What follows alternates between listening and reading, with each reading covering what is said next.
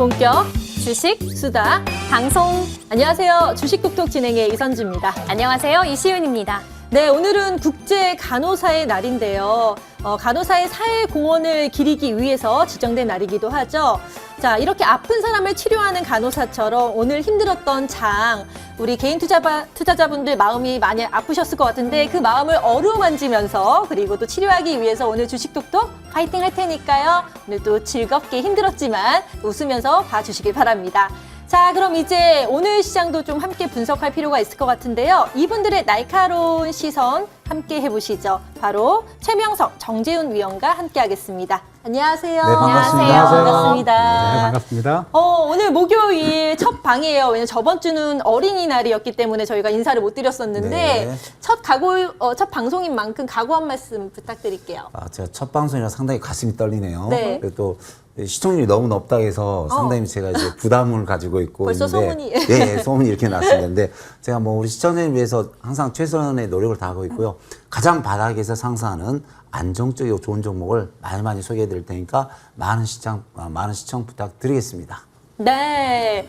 저희의 그 소문을 타고 더 오늘 그 시청률을 올려주실 수 있는 네네. 또 히든 종목을 좀 준비하셨다고 들었는데 맞나요? 그럼요. 어제 잠 안 자고 제가 뽑았죠. 네. 잠이 안 자셨는데도 역시나 우유빛깔 네네. 피부가 좋으시네요. 네. 네. 자, 이어서 정재훈 위원과도 인사 나눠볼까요? 위원님, 어떠세요? 오늘 첫 방송 두근거리시나요?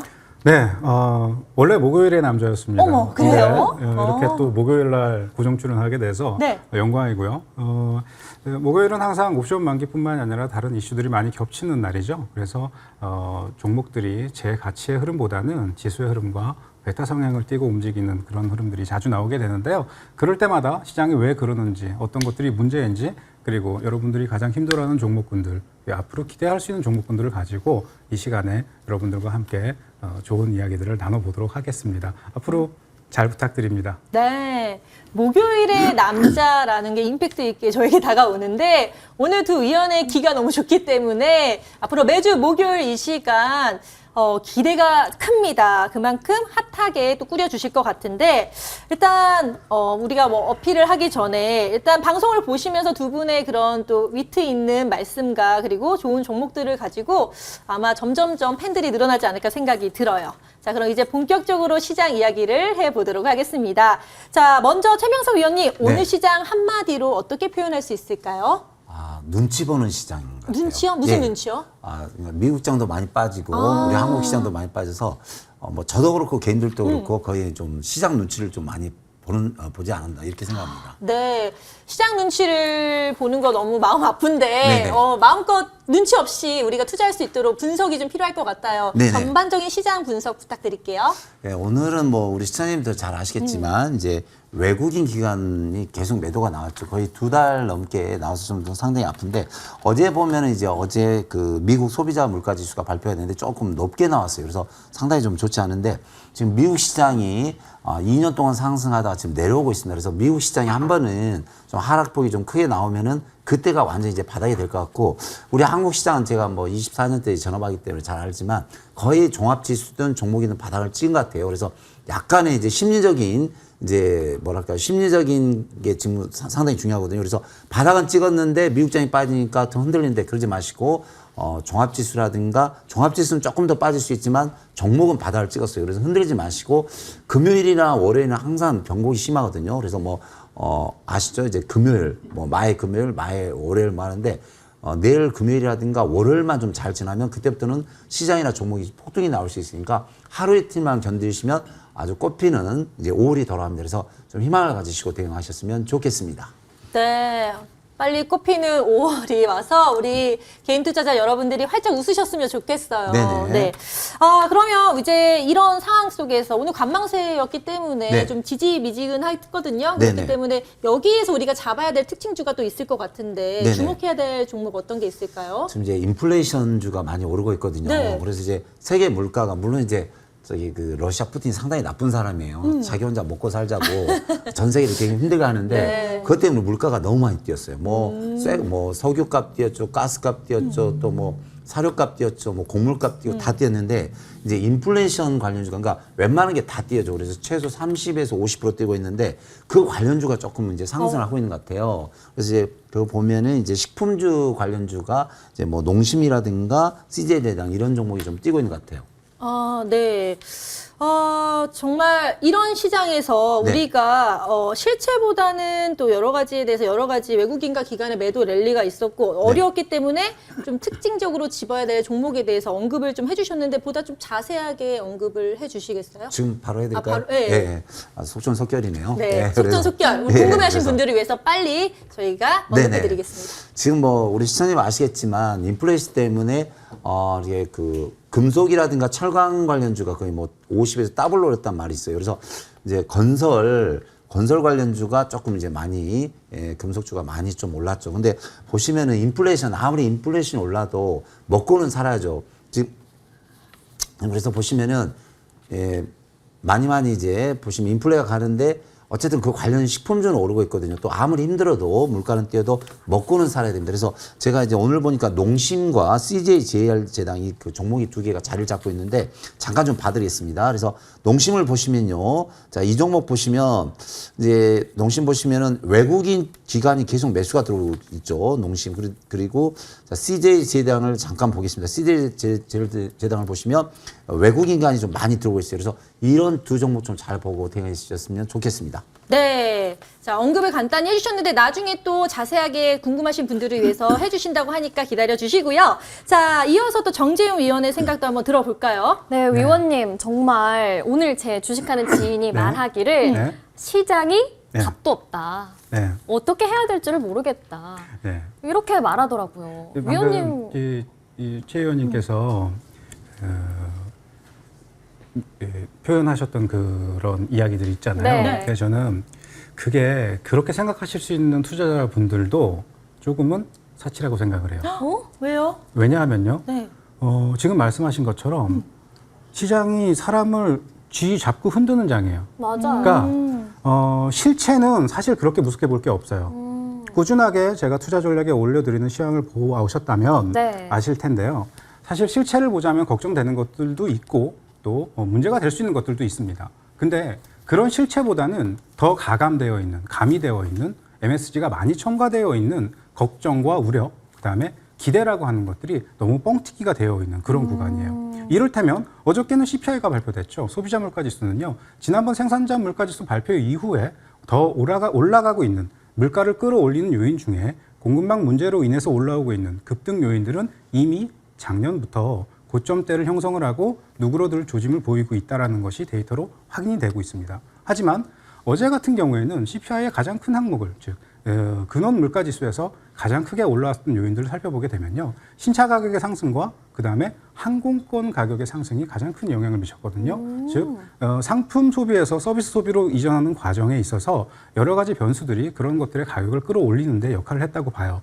특히 자동차 가격, 신차 가격의 상승은 이미 인플레를 가장 크게 끌어올렸던 주범 중에 하나였었던 중고차 가격은 누그러들고 있습니다. 하지만 공급망과 여전히 딜레이되고 있는 신차의 출고 시기는 신차를 뽑으려 하는 사람들이 먼저 뽑은 사람들이 포기하면서 더 높은 피를 주고 거래를 하게 되는 이런 방식 때문에 가격이 올라가는 건데요. 하필 이번 분기부터, 이번 CPI부터는요, 기존의 소비자 가격 기준으로 해서 CPI를 산출하지 않고 JD 파워, 즉 딜러가 직접적으로 가격을 판매하는 것 기준으로 신차 가격이 산정이 되기 시작했기 때문에 여기서 상승 요인이 일단 들어왔고요. 항공권 같은 경우에는 주요 IB들이 5.5% 정도의 상승을 할 거라고 생각을 했어요. 네. 근데 사실상 항공권의 상승뿐만 아니라 호텔, 항공권, 여행과 관련된 것들은 모두 다 높은 가격대 상승률을 보였고요. 특히나 항공권이 18% 이상의 상승권을 보였던 이유는요. 이전처럼 비즈니스, 이코노미석에 대한 예약률도 높았지만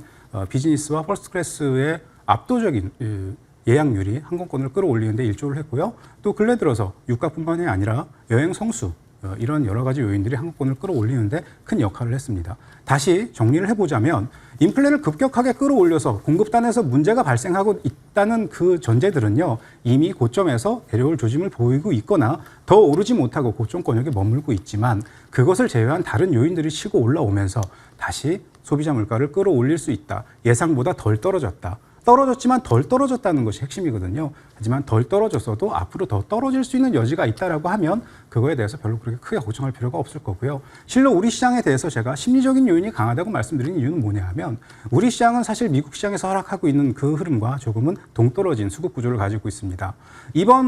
오늘이 옵션 만기였었죠. 본월물 만기였었는데요. 본월물 만기까지 대형주들, 특히 주식 선물과 관련된 기초자산 종목군들을 연기금을 비롯해서 많은 매니저들은 꾸준하게 매도 포지션을 취해 왔었어요. 그렇기 때문에 이번 만기에서는요, 시가 상위 종목군들이 오늘 같은 경우에 오전장에 많이 올라갔지만 제가 오전 방송 마무리하면서도 후반부에 뒤집어질 수 있다고 말씀을 드렸거든요. 누군가가 본인들이 원하는 포지션에 갖다 맞추고 마무리를 하는 게 만기이기 때문에 오늘은 주구장창 계속 상승을 하면서 마무리하기에는 너무나 어폐가 있었던 그런 하루였습니다. 바꿔 이야기하면요, 어떠한 요인에 의해서 왜곡된 지수의 흐름과 그런 흐름에 의해서 종목군들이 영향을 받은 거기 때문에 앞서서 최 의원님께서 말씀하신 것처럼 내일 모레 그리고 다음 초 중반까지는 나오는 이슈들을 빌미 삼아서 또 그런 것들이 트리거가 돼서 급등하는 종목군들이 속출할 수 있습니다. 내려오는 구간에서 앞으로 올라갈 수 있는 종목군들을 미리미리 선점해 둔다면 여러분 모두 힘든 구간이지만 좋은 결과를 얻어가실 수 있을 거라고 말씀드릴 수 있겠습니다.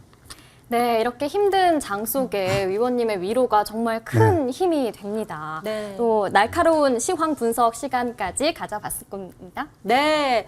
자, 이렇게 마감 시황을 전체적으로 정리를 해봤어요. 네네. 이제 시장에 보다 더 깊은 곳으로 들어가 볼 시간인데요. 네. 오늘 꼭 짚어봐야 되는 이슈, 투자에 도움이 되는 이슈에 대해서 주식 톡톡에서 톡톡 건드려 드리겠습니다. 자, 오늘 장을 뜨겁게 달군 키워드, 과연 무엇이었을지 화면으로 공개할게요.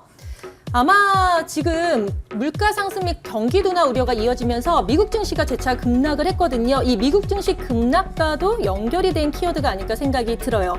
오늘 발표된 핫한 이슈 무엇일까요? 눈치채셨나요? 바로 공개하겠습니다. 자, 오늘 시장 뜨겁게 달군 첫 번째 키워드, 인플레와의 전쟁, 인플레이션 관련주입니다.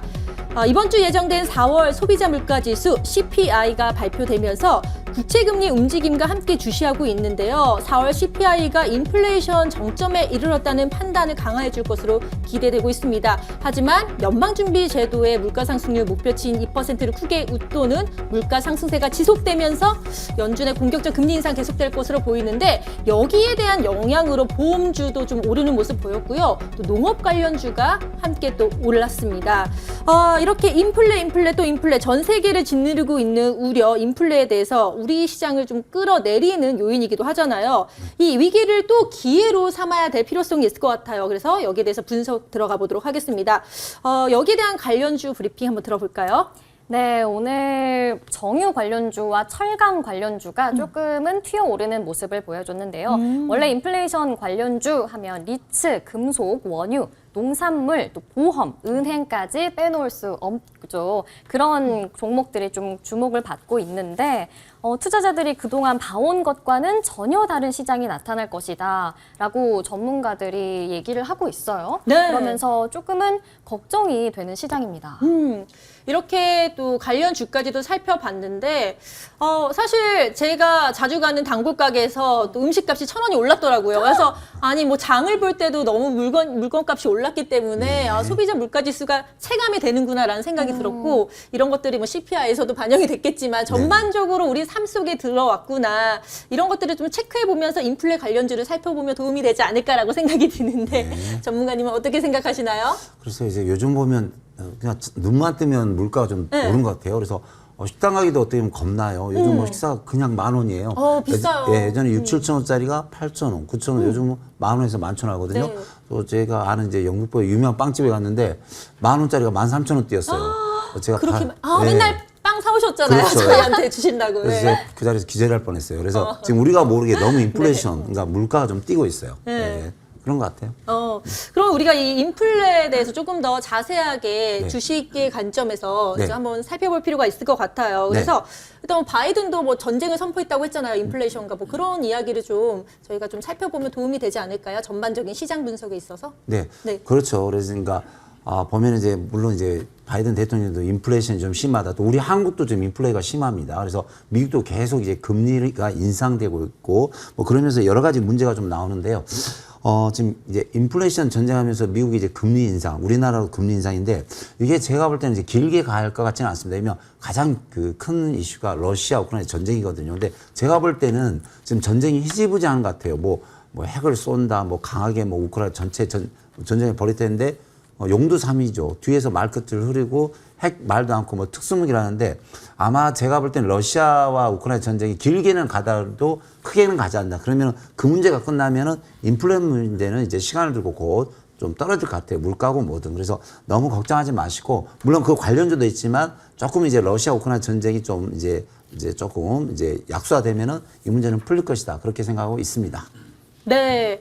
자, 이렇게 러시아 우크라이나 전쟁 언급도 해주셨고, 그리고 전반적으로 이제 물가 오르는 걱정도 같이 해주셨잖아요. 네, 네, 네. 그러면 우리가 물가가 오르기 때문에 네. 또 관련돼서 오르는 주식들이 있을 거 아니에요. 그렇죠, 거기 예. 특징주에 대해서 언급을 좀 해주셨으면 좋겠는데, 네. 아까 이전에 네. 잠깐 농심도 언급을 하셨고, 네. 그리고 또 제일제당도 언급을 하셨는데, 네. 이게 물가가 오른 거랑 어떤 연관이 있는지도 설명하시면서 또 분석도 부탁드릴게요. 네. 그러니까 물가가 오르는데 이제 특히 이제 밀가루가 뭐 콩, 또 두유 뭐 그런 거, 콩 뭐 옥수수 다 올랐죠. 이제 그 관련주가 이제 CDA 그러니까 먹는 거죠, 먹는 거. 그래서 물가가 오르는데 참 이제 힘든 게 좀 이렇게 생활용품이나 좀 올려야 되는데 먹는 게 다 올랐거든요. 특히 이제 밀가루, 옥수수, 콩. 그게 우리 매일 먹잖아요. 맞아요. 그게. 먹어야죠. 네. 네. 근데 이제 그 대표적인 회사 CJ 제일대장. 우리나라 이제 식품에서 1위거든요. 그래서 그게 있고 또 농심 같은 경우 이제 라면을 계속 먹기 때문에 뭐 그 관련주가 이제 오르고 있는데 자, 아까 말씀드렸지만 CJ 제일제당 좀 차트와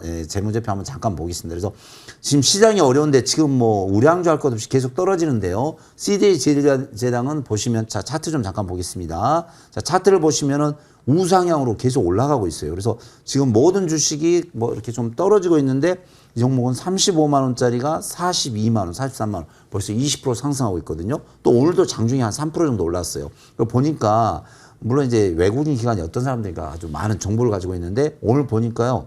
기관이 거의 한 달 내내 매수가 들어왔어요. 연기금도. 그러니까 요즘 연기금이 많이 팔았는데 연기금은 벌써 한 달 정도 계속 매수가 들어왔거든요. 오늘 또 외국인도 매수가 들어왔거든요. 그래서 CJ 제일제당을 보시면 정고점 가까이 보시면 42만 원에서 45만 원까지는 좀 올라갈 것 같거든요. 그래서 이 종목 좀 잘 보시면서 대응하셨으면 좋을 것 같고요. 다음 종목은 이제 농심입니다. 농심. 농심 종목인데 뭐 이제 신라면 관련주죠. 뭐 신라면 대한민국 국민이 전혀 다 알죠. 다 모르면 뭐 간첩인데 자, 이 종목도 보시면은 자, 농심 보시면은 외국인 쪽에서 거의 한 2, 3주 정도 계속 이제 담았네요. 그리고 투신 쪽에서도 매수가 들어왔고 뭐 사모펀드 이런 게 들어오는데요. 이 두 종목 그러니까 아무리 뭐 러시아 우크라이나 전쟁이 어쩌고 인플레가 어쩌고 해도 일단 먹어야 살잖아요. 먹어야. 그래서 그 관련주가 하는데 자, 농심 관련주입니다. 농심 차트를 좀 보시면요. 자, 이 종목 보시면은 상승 추세는 아닙니다. 하지만 어느 정도 올라갔다가 다시 30만 원 선에서 33만 원 근처 약 10% 정도 상승했다가 다시 자리를 잡는데 인플레가 심할수록 이제 특히 이제 식품류가 많이 올라가죠. 밀가루. 그래서 한 30% 올랐는데 그 대표적인 게 농심이 신라면이죠. 그래서 신라면 하면 그 밀가루가 거의 이제 주 성분이죠. 그래서 이 종목 뭐 추천주는 아닙니다만은 30만 원 저점을 잡고 보시면 한 32만 원에서 34만 원까지는 올라갈 수 있는 종목이니까 좀 잘 보시면서 대응하시면 좋을 것 같습니다. 네, 제가 요새 다이어트 중이거든요. 네네. 그런데 어제 그만 이 네. 농심에서 나온 라면을 먹고 말았어요. 네, 그만큼 그래요. 또 우리 한국인들에게 이 라면의 부심이 또 있기 때문에 계속해서 꾸준히 증가하지 않을까. 땡기죠. 그 또 라면이. 스트레스 네. 받을 때 주식시장 어렵다 이러면 또 라면 같은 좀 매콤한 게 땡기잖아요. 네네. 그래서 더 오르지 않을까라는 있죠. 생각도 듭니다.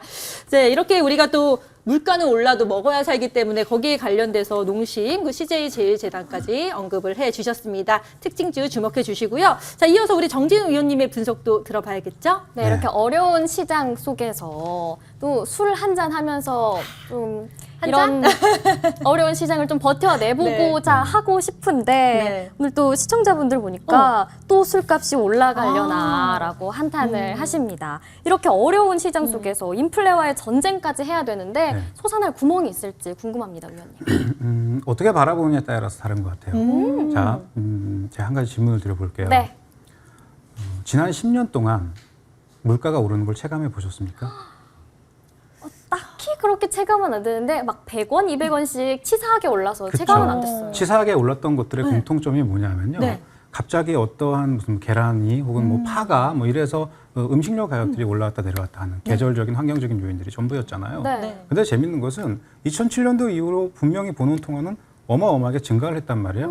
그렇게 풀린 돈들이 움직여야지 인플레가 오는 건데 풀렸음에도 불구하고 요지부동이었단 말이에요. 그죠? 그러니까 네. 오히려 집값도 잘 안 움직였었고요. 그죠? 그러다가 지난 정권 후반부에 많이 오르기 시작했고 맞아요. 또 특히 2020년도에 팬데믹 이후에 돈들을 많이 풀었잖아요. 네. 지금 시중에 돌고 있는 전 세계에 돌고 있는 달러의 40%가 2020년도에 풀린 돈들이에요. 그러니까 돈이 많이 풀렸지만 풀린 돈들이 제대로 도느냐가 가장 관건일 텐데요. 돈이 돌므로 인해서 벌어지고 있는 인플레. 바꿔 이야기하자면 돈이 많은데 돈이 돈다라는 것은 경제 활동을 하고 있느냐 안 하고 있느냐가 핵심일 거거든요. 이것처럼 돈이 돌면서 벌어지는 인플레는 어찌 보면 자연스러운 거고요. 그렇게 쉽게 거스를 수 있는 흐름이 아니라는 거죠. 그러니까 풀린 돈들을 적정선에서 잉여 돈들이 많으면 많을수록 그런 돈들이 많이 돌면 많이 돌수록 인플레는 높아질 수 있는 거니까 적정선에서 그런 것들을 조율해 줄 수 있는 사실 이런 것들을 하고 있는 게 연방준비은행이 달러를 조율하면서 인플레를 조율을 하는 거거든요. 요 이야기를 하자면 좀 깊은 얘기를 좀 해봐야지 돼요. 간단하게 제가 설명을 드리도록 할게요. 네. 자본주의라고 하는 건요. 원래 공급이 초과 상태를 유지하는 것이 맞는 거예요. 이게 무슨 말이냐면요. 우리가 백화점을 가면 사고 싶은 걸 언제든 살 수 있죠. 네. 그러니까 공급은 초과 상태인 겁니다. 항상. 그죠? 네. 그러니까 수요단에서 문제가 발생을 하게 되면 이건 좀 얘기가 달라지는 거예요. 공급은 항상 넘쳐나는데 내가 돈이 없어서 못 산다라는 거는 좀 문제가 될 수 있겠죠. 그게 전체적인 사회 문제나 전체적인 경기로 해석을 하자고 하면 돈이 돌지 않아서 새로운 문제를 유발시킬 수 있고 또 그렇게 경기에 동맥 경화를 일으킬 수 있겠죠. 근데 지금 벌어지고 있는 인플레의 주범은요. 공급단에서의 문제였단 말이에요. 맞아요. 공급은 항상 초과 상태를 유지했지만 최근 들어서는 지난 팬데믹 이후에 수요가 많지 않을 거라고 예상했었던 기업들은 재고를 늘리지 않았고요.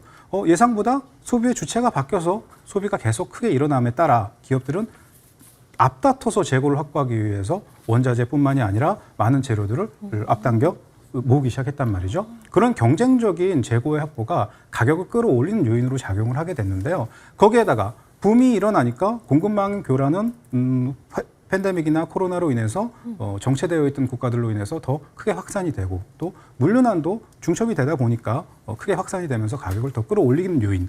문제는 제품을 사고 싶어도 돈이 없어서 돈이 있지만서도 제품이 없어서 못 사는 상황이 발생을 하게 된 거죠. 그런 것들이 끌어올린 인플레는 좋은 인플레라고 사실 할 수가 없습니다. 그래서 지금도 우려를 하고 있는데 바로 그런 거예요. 앞으로 우크라이나 전쟁이 장기화되게 된다면 곡물 가격도 올라가게 될 거고 또 중국의 봉쇄가 오래된다고 하면 공급망과 물류난이 더 확대될 수 있을 텐데 좀처럼 이것들이 줄어들 생각을 하지 않고 또 이번에 렌드리스법 통과로 인해서 미국과 영국이 우크라이나에 무기를 지원한다고 하면 장기화될 수 있을 텐데 장기화된다면 인플레는 더 올라갈 텐데 물론 지금 곡물 가격이 상승을 하고 있는 것은 사실입니다. 네. 하지만 상승하고 있는 것이 앞으로 더 그럴 텐데라고 하는 가상의 곡선을 그려서 생각보다 더 큰 우려를 하고 있는 거죠. 제가 시초에도 말씀을 드렸지만 방송 처음에도 말씀을 드렸지만 팩트보다는 더 많은 심리적 요인에 영향을 받고 있다고 말씀을 드렸잖아요. 그러니까 실질적으로 인플레가 올라가고 있는 것이 문제는 맞습니다. 네. 하지만 건강한 상태에서 경기가 돌아감으로 인해서 벌어질 수 있는 자연적인 상황의 인플레냐 아니면 또 부정적인 요인에 의해서 만들어지고 있는 인플레냐 또 그런 것들을 조율하기 위해서 어떤 힘이 가해질 수 있고 그런 가해지는 것을 시장이 어떻게 받아들이느냐 그런 거에 대한 우려가 너무 팽배해요. 그러니까 사실상 조금 시간이 지나면 완화될 수 있겠지만 그 안에서 우리가 볼 수 있는 것들을 잘 체크하면서 요리해 나간다고 하면, 포트를 구성해 나간다고 하면 지금도 그렇게 어려운 장은 아니라고 저는 말씀드릴 수 있을 것 같습니다. 네. 네, 이렇게 인플레하고 지레 겁만 먹었었는데 맞아. 선생님처럼 차근차근히 하나하나 짚어주시면서 설명을 해주시니까 마음이 한결 놓입니다. 또 오늘 강력존버님께서 재훈이 형 예전에 나오셨던 분이시네요 라고 팬분들도 오셨어요, 오늘 유튜브에. 네, 기억하시는 분들이 계시네요. 네, 이렇게 기억하시는 분들도 계시고 하니까요. 고맙습니다. 네. 하트까지 이렇게 주포박사님께 발사해 주셨는데 또 주목하고 계신 특징주도 한 네. 가지 알려주실 수 있을까요? 저는 이 종목을 어떤 매수의 관점이나 매도의 관점으로 말씀드리기보다도 네. 오늘 대형주 시가상위 종목군들은 분명 옵션 흐름이라던가 지수 흐름에 따라서 내려왔어야지 되는데 그럼에도 불구하고 지수를 붙잡는 역할을 했거든요. 그래서 제가 기아를 가지고 나왔어요. 기아요. 자, 이 자동차 종목들은요, 알게 모르게 기대치라는 게 형성이 되어 있고요. 또 우리나라에서 대형주들 그리고 시가상위 종목들 중에서 자동차 종목들, 이 기업들이 망할 거라고 생각하시는 분들은 없잖아요, 그죠? 근데 저는 조금 다른 생각을 가지고 있는 게 이전만큼 빠른 시세를 내기에는 역부족이다. 그래서 삼성전자나 다른 시가상위 종목들처럼 시세를 주기 힘든 구간에서 반발이 얕게 나오는 것보다는 좀 더 유리한 반발과 흐름을 이어갈 수 있겠지만 그렇다고 이전만큼 가파른 시세를 만들어 가기에는 아직 조금 여건이 부족하다는 말씀을 드리기 위해서 종목을 갖고 나왔어요. 자, 왜 제가 기아를 또 말씀을 드리는 거냐 하면 이제 어제 있었던 일입니다. 이게 제가 아까 신차 가격도 CPI 설명을 드릴 때 말씀을 드렸었는데요. 도요타 같은 경우에는 손실을 많이 보고 있다고요. 이번 분기에 23%가 넘는 손실 금액이 책정이 될 거라고 이야기를 하고 있는데 바로 거기서 힌트를 얻을 수 있는 거죠. 차라고 하는 것은 신차가 만들어질 때 소비자 가격을 고지를 하지 않습니까? 네. 그러니까 원자재 가격이 올라간다고 해도 가격을 바꿀 수가 없는 거예요. 네. 이미 가격을 그쵸. 매겨졌으니까. 네, 그러니까 차를 사러 어떤 자동차 매장에 차를 사서 가셔서요. 네. 오늘 저 이 차 사러 왔는데요. 얼마죠? 지금 시가가 얼마입니다. 이렇게 얘기는 하진 않잖아요. 자동차를 맞아요. 시가로 그죠? 얘기하지 않죠. 그처럼 정해져 있는 공산품의 가격이란 말이죠. 근데 기업은 1년 동안 그리고 정해진 기간 동안 이 차를 얼마에 팔겠다는 가격 정책을 세웠는데 그 안에서 들어가는 원자재의 비용이 증가를 하는 거예요. 그러다 보니까 또 환율의 이 여러 가지 상황들에 의해서 기업은 손실을 볼 수 있겠죠. 이런 것들은 무언가로 대체가 되어야 되고요. 우리가 이런 것들을 가격 전가력이라고 이야기를 하는데 가격 전가력에 있어서 조금 부족한, 조금 불리한 조건을 가지고 있는 기업이기도 해요. 근데 전체적으로는 더 큰 것들, 앞으로 1년이라는 평균 가격, 1년이라는 흐름 동안 평균치에서 우리가 가격을 여기에 산정을 했을 때 한동안은 부족할 수 있겠지만 한동안은 더 득이 될 수도 있을 것이고 그렇게 중점을 잃었을 때 가격은 결국 평균치에 수렴을 하게 될 거거든요. 그러니까 지금 가격 전가력에 있어서 불리한 조건에 손실을 보고 있다면 이 기업들은 앞으로 더 높은 가격 책정을 함으로 인해서 수혜를 볼 수 있을 것이다라는 기대치는 너무 앞서 나갔다라는 거죠. 좀 어려운 이야기일 수 있겠는데요. 사실 그런 것들이 적용 중이긴 하거든요.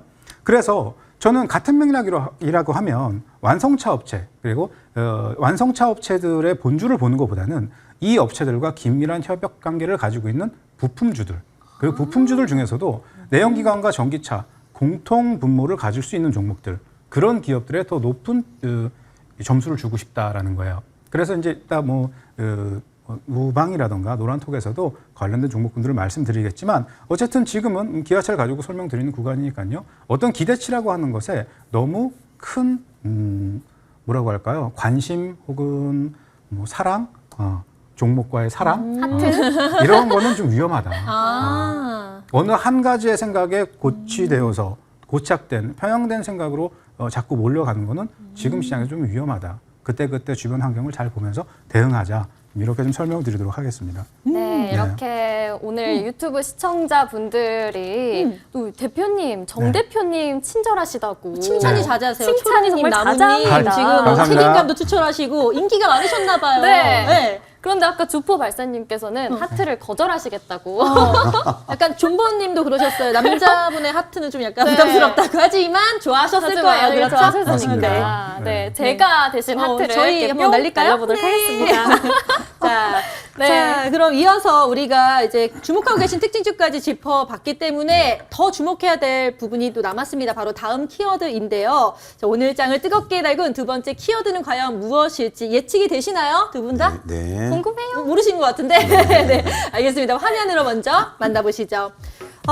오늘도 발표가 됐고요. 우리가 많은 분들이 이렇게 대내 악재가 크게 휘청이는 시장 속에서 믿을 수 있는 거는 이것뿐인 것 같아요. 뭔지 아시겠나요? 바로 공개하겠습니다. 믿을 건 실적분, 바로 실적 관련주가 오늘의 두 번째 키워드입니다. 안팎으로 정말 시끄럽거든요. 그렇기 때문에 주식시장도 요동치고 있는데 이럴 때 역시 믿을 건 우리가 실적인데 올 1분기 의외로 국내 기업들의 좋은 성적표를 내놓고 있습니다. 그렇기 때문에 이런 성적들이 좋은 기업들을 우리가 선점해서 투자를 하면 좋지 않을까라는 생각이 들어요. 근데 실적들이 이제 발표가 나오고 있기 때문에 이미 나온 뒤에는 늦잖아요. 그런 거를 우리가 좀 잘 캐치를 해야 될 것 같은데 이 두 위원님들의 도움이 그래서 필요합니다. 자, 어려운 시장, 실적이라는 지푸라기 우리 잡아야 될 것 같은데 최민수 위원님, 네. 실적이 있으면 일단 지금 주가가 바닥이어도 앞으로는 오를 것이다라는 기대 심리가 있잖아요. 네네. 그래서 또 마음의 평안도 좀 있고 갖고 있어도 네네. 그럴 것 같은데 어떻게 보시나요? 그러니까 이제 그 시장이 종목이 2,300개 정도 있거든요. 아, 2,300개. 예, 그러니까 장이 어려도 한 100개, 200개는 올라가요. 올라가는 종목의 가장 이제 핵심 키워드가 실적이거든요. 맞아요. 그러니까 외국인이든 기관이든 뭐 돈만이든 뭐 큰손 그런 분들이 이 회사 실적이 좋냐, 뭐 영업이익이 나느냐, 뭐 그런 종목을 찾고 있거든요. 그래서 실적은 영원한 주식의 테마이자 정석 투자, 또 이제 많은 사람들이 몰리는 인기 주식이거든요. 그래서 실적은 항상 필요하다고 생각합니다. 네. 자, 실적이 중요하다는 말씀을 해주셨어요. 네. 그러면 우리가 실적 중에서도 지금 발표 나기 전에 캐치해야 되는 거 혹은 지금 발표가 났지만 아직은 오르지 않았다 이런 종목들을 좀 체크를 해보면 좋을 것 같아요. 네네네. 뭐 종목을 말씀드릴까요? 아니면 먼저 설명을 드릴까요? 네, 특징주를 좀 말씀해 주시면 네. 보고 계시는 우리 시청자분들이 좋아하시지 않을까요? 그렇죠. 네. 예, 우리 시청자님 위해서 제가 많은 노력을 하고 있습니다. 네. 그래서 오늘 보니까 이제 LG 에너지 솔루션 다 아시죠? LG 에너지 솔루션은 이제 뭐 2차 전지, 뭐 배터리 연구 개발 또 제조 판매하는 회사인데 뭐 미국을 비롯해서 전 세계로 납품을 하고 있고요. 특히 뭐 전기차 관련주에서 핵심이 배터리, 그러니까 핵심 배터리 사업을 하고 있습니다. 근데 자, LG 에너지 솔루션 보시면 차트를 먼저 보겠는데요. 자, 이 종목이 많은 이슈를 가지고 있다가 요 근래 좀 떨어졌습니다. 근데 지금 다시 바닥을 잡고 있는 컨셉인데 뭐 다른 거 안 보이고 딱 한 가지만 보여드리겠습니다. 그 좀 연기금이 솔직히 좀 얄밉게 요즘 주식 팔았거든요. 한국 주식으로. 근데 보시면 연기금이 한 달 넘게 LG 에너지 솔루션만은 계속 담고 있어요. 오늘 보면 또 기관이라든가 또 외국 개인 쪽에서도 담고 있는데 그래서 계속 연기금이 사고 있다는 것은 그만큼 좋다는 뜻이죠. 그래서 회사 내역을 말씀드렸고 전저점이 현재 이제 38만 원인데 한 37만 원 정도 되거든요. 36만 원. 그래서 그 근처 왔으니까 다시 좀 반등을 뛰고 올라갈 것 같아요. 그래서 실적 중에 실적은 LG 에너지 솔루션이 상당히 좋으니까 이 종목 잘 보셔야 된다 말씀드리겠습니다. 네. LG 에너지 솔루션 언급을 해주셨는데 와 악재에도 정말 선방을 했다라는 생각이 들고 네. 일단 연기금 보니까 와 계속 사들이는 거 보니까 뭔가 네네. 있겠다라는 그렇죠, 생각도 그렇죠. 들어요. 예, 그래서 예. 주목하시면 좋을 것 같고요. 네. 이어서 특징주 하나만 더 알려주실 수 있나요? 이건 히트주인데 네. 사실 이제 제가 오늘 아침 방송에 추천을 했거든요. 네. 근데 장이 오늘 엄청 빠졌거든요. 오. 근데 장중에 거의 17% 정도 급등이 나왔어요. 어머 무슨 종목이에요? 이제 진단키트 관련입니다. 진단키트. 예, 그래서 요즘 이제 중국이 많이 이제 코로나가 이제 계속 증가하고 있고 또 새로운 또 코로나가 발생하고 있다고 해요. 맞아요. 그래서 그 관련주인데 이제 진단키트인데 전 세계로 수출하고 있죠. 또 회사 내역도 너무 좋습니다. 그러니까 이 회사는 실적이 너무 좋은데 자, 실적 주니까 실적 바로 보여드리겠습니다. 그래서 이 종목 보시면은 자, 실적이요. 휴마시스 실적 보면은 자, 전년에 3년 전에 92억이 작년에 3,200억입니다. 매출이. 또 3년 전에 뭐 작년에 254억인데 영업이익이 1,900억이에요. 그래서 거의 10배 가까이 뛰었죠. 그래서 실적이 너무 좋았고 보시면 이제 기관 쪽에서도 좀 매수가 들어오고 있는데 차트 보면서 바로 설명드리겠습니다. 전에 이제 36,000원짜리가 오늘 12,000원대 시작해서 제가 이제 아침 방송 추천했는데 오늘 한 17% 정도 급등이 나왔어요. 그래서 지금 중국이 이제 코로나가 확산될 것이고 또 진단키트가 새로운 또 코로나가 뭐 심하진 않지만 또 이렇게 발생하고 있다니까 그 이슈로 해서 좀 올라갈 것 같아요. 그래서 이 종목은 실적도 좋고 회사 좋고 바닥에서 다시 시작하니까 나중에 한 17,000원까지는 보입니다. 그래서 휴마시스 좀 잘 보시면서 대응하셨으면 좋겠습니다. 네, 코로나 진단키트 휴마시스 또 목표가까지도 말씀을 해주셨기 때문에 17,000원 주목해 주셨으면 좋겠습니다. 자, 이어서 정재용 위원님의 또 특징주도 궁금하고 업황 시향도 한번 들어봐야겠죠? 네, 오늘 또 관련 실적 관련주 해서 KT도 영업이익이 41% 늘었고요. 네. 또 해운주도 최대 실적을 발표하면서 뭐 페노션부터 날아가기 시작했고요. 오늘장 좀 힘들었음에도 불구하고 좀 실적을 낸 종목들은 다 각광을 받고 있어요, 위원님. 네. 네, 그러면서 또 그런데 뭐 위메이드 펄어비스 실적 부진을 했음에도 불구하고 뭐 하락했고 그런데 크래프톤은 오늘 최대 실적을 냈음에도 불구하고 네. 오늘장 좀 하락을 했거든요. 네. 이런 상황을 어떻게 봐야 될지 궁금합니다. 네. 자, 제가 왜 말씀을 바로 받아서 안 드리고 네. 쳐다보고 있었냐면요. 네. 그냥, 당황했어요. 그냥 그러고 싶었어요. 예뻐서? 아니요, 이걸 물어보고 싶어서요. 뭐죠? 저 임자 있습니다. 네. 뭐를 여쭤보고 싶었냐면요. 당황스러운데. 네, 뭐를 여쭤보고 싶었냐면요. 실적이 좋아서 움직였잖아요. 네. 근데 실적이 좋은 종목들이 많아요. 실적이 좋다고 해서 시세가 매일 나가든가를 여쭤보고 싶어요. 그거는 아닌 것 같아요. 그쵸. 막 삼성전자, 그쵸. LG전자 자. 실적 빵빵 나오고 있는데 그런데 왜 실적이 전부라고 이야기를 하는데 실적이 좋음에도 불구하고 시세가 나가지 못하는 걸까요? 장이 안 좋아서? 자, 그것도 물론 답이 될 수 있습니다. 네. 그런데 지금 제가 이 화면에 보고 있는 이 종목을 가지고 한번 설명을 드려볼게요. SPC 삼립이에요. 이번에 실적이 늘어났다고 합니다. 포켓몬빵 네, 드셔보셨어요? 못 먹었어요. 네. 구할 수가 없어요. 못 먹는 게 정상이에요. 인기 정말 많더라고요. 네. 못 먹는 게 정상이에요. 그걸 먹겠다고 하면요, 일상생활 불가능해집니다. 왜요? 줄 서 있을 수 없잖아요. 그죠? 저도 네. 그래서 오픈런, 줄을 오픈런. 서보려고 했는데 어. 새벽 9시 이렇게 정도예요? 줄을 서야 된다고 아. 해가지고 먹을 수가 없어요, 정말. 아니 저는 예전에 먹어본 기억이 있는데 네. 그 초코빵인가 맛있더라고요. 네. 그거 너무 맛있어요. 저는 그 빵 때문에 먹었는데 그 스티커가 그렇게 인기가 많다면서요. 네, 그 스티커 중에서는 정말 고가에 거래되는 스티커도 있어요. 자, 그렇게 붐이 일어나다 보니까 네. SP 삼립에 대한 기대치가 많이 올라왔겠죠. 네. 그래서 분명 실적이 좋아요. 그런데 얘는 근래 들어서 하락을 하기 시작했단 말이에요. 왜죠? 그죠? 선반영이 됐으니까요. 아. 자, 이 선반영이라고 하는 건요. 지금 주식의 적정 가치, 즉 현재 가치라고 하는 거는 결국 미래 가치를 끌어오는 거거든요. 미래 가치라고 하는 것은 앞으로 나올 수 있는 실적에 대한 기대치도 같이 반영을 하게 된단 말이에요. 물론 그 안에서 수급적인 요건도 있고 또 주체들이 있을 거 아닙니까? 뭐 기관이 됐든 무슨 외인이 됐든 무슨 뭐 작은 뭐 세력이 됐든 그런 매수 주체들이 있을 거란 말이에요. 그들의 이익 관계에 의해서 혹은 뭐 파생 상품에 의해서 아까 말씀하셨던 지수의 흐름에 의해서 흔들릴 수 있겠지만 더 중요한 거는 얼만큼 많은 미래 가치를 얼만큼 반영할 수 있는 수준의 가치를 선반영했냐를 먼저 생각을 해봐야 돼요. 그래서 아무리 좋은 기대 가치가 너무 높은 종목이라고 해도요. 가격이 움직일 수 있는 곳에는 항상 임계점이라는 게 있어요. 이를테면은 옷을 사러 갔단 말이에요. 네. 너무 인기가 좋은 옷이라서 옷을 사러 갔는데 전 감안을 하고 갔어요. 비쌀 수도 있겠구나. 하지만 10만 원이라고 생각했던 옷을 50만 원 주세요라고 하면 어떻게 하겠습니까? 나는 좀 당황해서 저는 돈이 없는데요. 그런 말까지 하세요? 그러진 깎아주세요. 않은데 네 하고 나와야죠. 쿨하게. 네. 아니, 여자들은 어. 그렇지가 않잖아요. 아니 이 10만 옷을 원짜리라고 사고 싶으면. 생각을 했는데 50만 원을 달라고 그러면 안 하는데 되죠. 이거 네. 좀 정상이 아니잖아요. 3개월 무이자? 그죠? 네. 그러니까 인플레가 오는 거예요. 아, 그래서 인플레가 온 거예요. 그렇군요. 네. 저 때문인가요? 저것도. 이제 그런 매매를 반성하도록 하는. 하겠습니다. 네. 웃자고 한 얘기예요. 네. 자, 그렇게 무언가를 미리 선반영을 하는 것도 어느 정도 적정선이라는 게 있는데 이거를 너무 과도하게 치고 올라가고자 한다면 특히 아침에 아까 설명드렸다시피 과도하다고요. 심리가 안 좋은 것에 대해서는 너무 안 좋게 보고 좋은 것에 대해서는 계속 좋게 보는 거예요. 그러니까 앞으로도 그것이 유지될 거라고 생각을 하는 거거든요. 근데 그렇게 유지될 수 있는 것들은 권불십년이고요. 화무십일홍이라고 했어요. 계속 유지될 수 있는 것은 없어요. 결국 너무 많은 것을 선반영했다고 하면 실적이 좋은 실적이 나왔다고 해도 그것이 주가랑 연계되는 데는 거리감을 두고 봐야지 되겠죠. 말 나온 김에 SP3립을 간단하게 분석을 해보자면 네. 사실 저희 같은 경우에는 SP3립을 가지고 큰 수익을 냈어요. 큰 수익을 이 구간에서 저점 구간에서부터 그리고 이전 구간에서부터 모아와서 큰 수익을 냈지만 파는 것도 잘 팔았어요.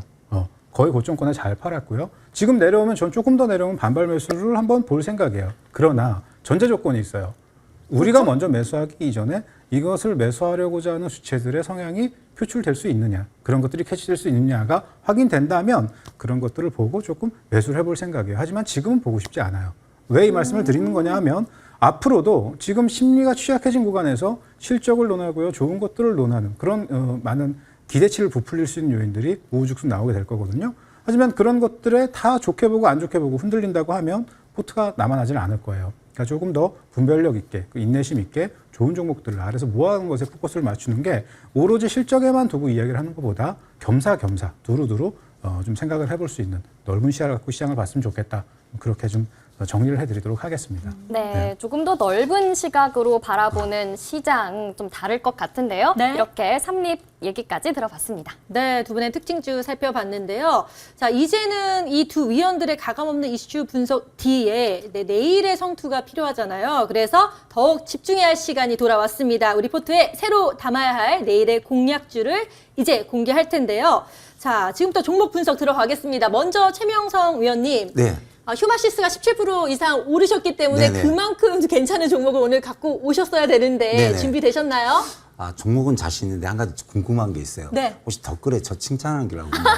아니 아까 지금 네. 정재훈 위원님 칭찬도 많이 올라왔고 네. 처음에 우리 최명성 위원님은 또 칭찬글 역시 또 오랜만에 저희 만났잖아요. 네. 그래서 두 분의 케미가 좋다라는 이야기도 있었고 좀 많이 나왔나요? 최명성 네. 의원님 그럼 팬분들이 정말 아니, 많으시거든요. 기존에 칭찬을 많이 하셨기 때문에 맞아요. 제가 MPN이 네. 우유빛깔인데 왜 우유빛깔 저는 칭찬을 세면서. 놓고 정재현님만 맞아요. 나오니까 좀 그렇습니다. 뉴페이스라 더 좀 관심이 아, 있으셨나요? 저와 그래요? 최명성 의원님이 4시에 또 유튜브도 같이 하면서 케미가 좋죠. 네. 정말 팬분들이 우유빛깔, 맞아요. 최명성, 경주 최부자, 네, 아. 최물건까지 피부에서도 광도 나신다고. 그렇죠, 예. 피부 관리 그래서- 특별히 뭐 하시는 거 없으시죠? 그냥 자연 미인입니다. 자연. 마음을 곱게 네. 쓰셔서 네, 피부도 네, 네. 좋으신 것 같아요. 그럼 네. 내일의 공략주 바로 들어볼까요? 네, 멋진 종목 하나 소개해드리겠습니다. 네. 자, 오늘 제약바이오주가 강세였죠. 그래서 네. 뭐 HIV 관련주라든가 또 제가 휴마시스, 수젠텍 뭐 관련주가 많이 상승하는데 또 제약바이오주가 또 오늘 전체적으로 좀 치고 올라옵니다. 그래서 그 가운데 가장 바닥에서 올라올 수 있는 종목인데요.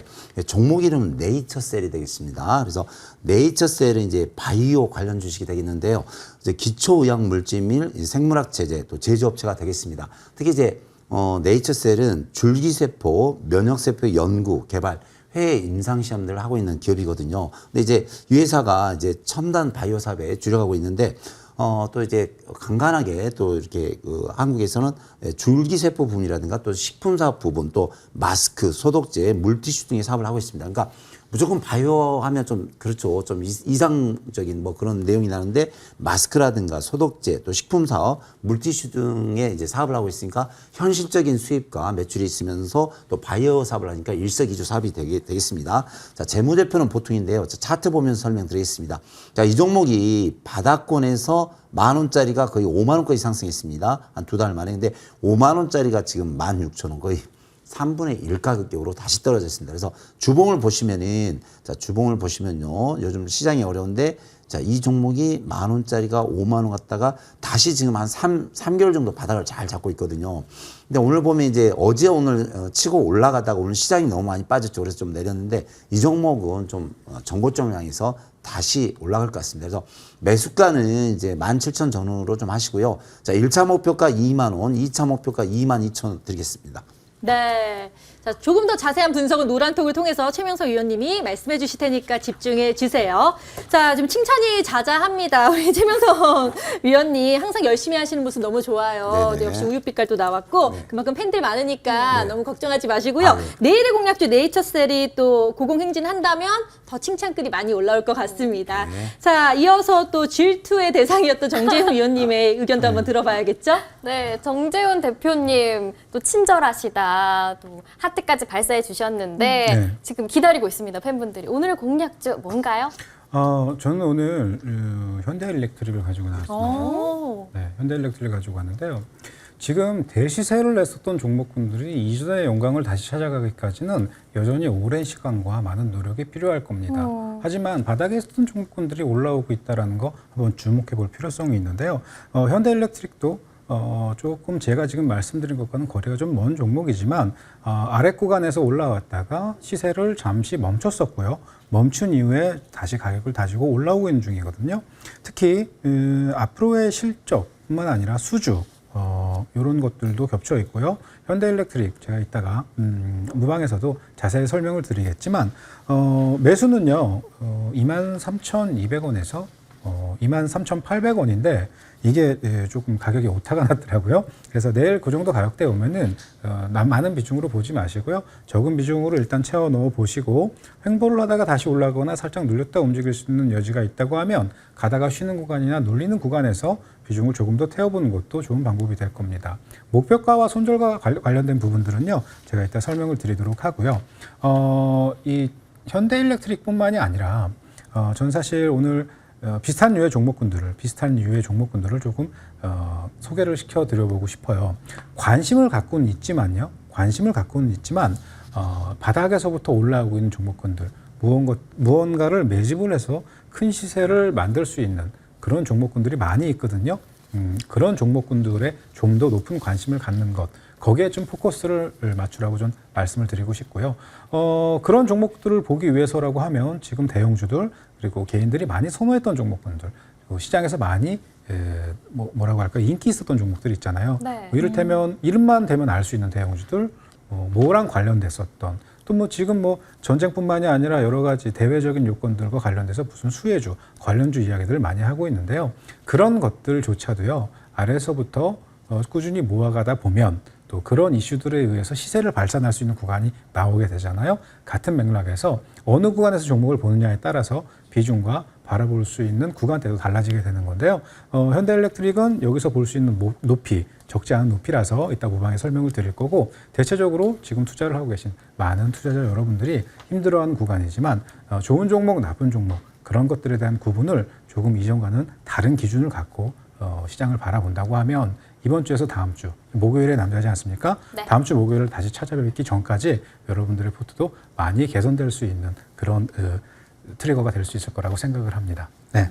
네, 우리 목요일의 남자 정재훈 위원님 현대일렉트릭 말씀해 주셨는데요. 더 자세한 소식, 목표가와 손절가는 무방에서 노란톡에서 무방. 공개하신다고 오늘 합니다. 정재영 위원님은 또 무방을 하시기 때문에 무료 방송에서 공개하실 거고, 최명성 위원님은 노란톡을 통해서 목표가, 손절가 공개해 주실 텐데요. 그러면 이 얘기가 나왔으니까 좀 노란톡 참여 방법 좀 안내 드려야 될 것 같아요. 또 위원과 노란톡 소통 계속 하실 수 있는데요. 정보 이용료 100원이 드는 문자 샵 0988로 소통을 원하시는 위원의 이름을 적어서 보내주시면 답장으로, 단문으로 또 바로바로 노란톡 연결할 수 있는 링크를 보내드립니다. 자, 그리고 또한 옆에 있는 QR코드를 찍어서 보내주셔도 바로 노란톡 연결이 되니까요. 참 쉽죠? 자, 망설이지 마시고 노란톡의 문 톡톡 두드려 주세요.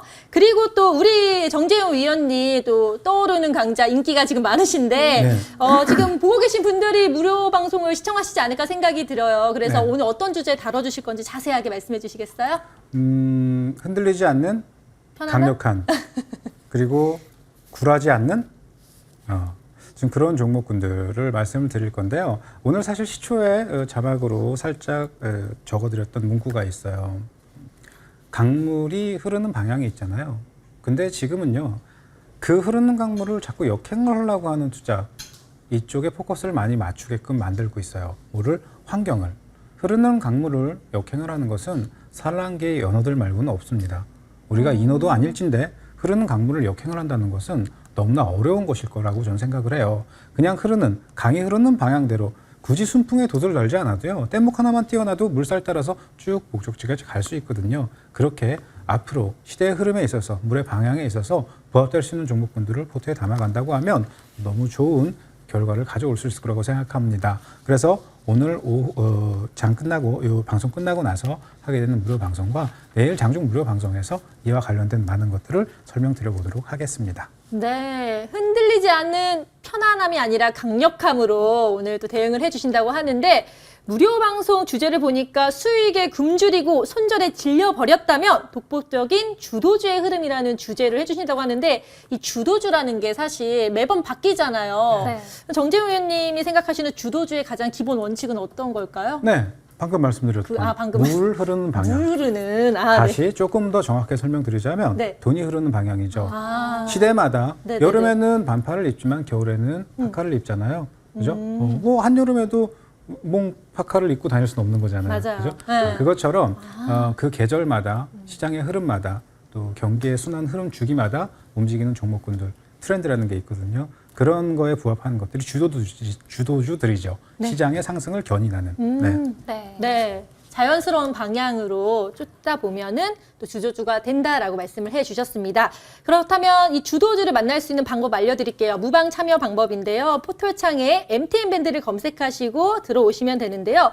이렇게 잘생긴 정재훈 어드바이저의 얼굴 옆에 깜빡거리는 방송 중 표시 보이시죠? 여기를 클릭하시면 바로 무료 방송 함께 하실 수 있습니다. 방송에서 못다한 이야기들 가득 공개되는 시간인 만큼 방송 이후 꼭 참여하셔서 디테일한 매매 전략 챙겨가시길 바랍니다.